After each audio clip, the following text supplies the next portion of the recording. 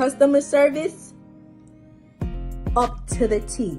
When me say up to the T, I mean up to the T.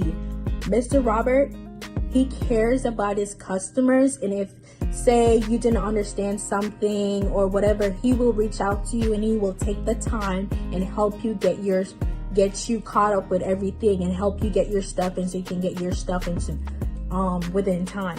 My mom, she told me that apparently I didn't do the thing right, but she told me that when she called Mr. Robert to get some information on the thing, she told me that before she even introduced herself on the phone, Mr. Robert knew who she was. And that just goes to show you how great they're at with their customer service and stuff. My mom, she always get her stuff on time.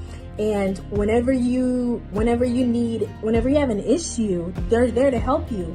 And when I tell you, sending stuff to Jamaica a whole lot better, easier, faster, less hassle.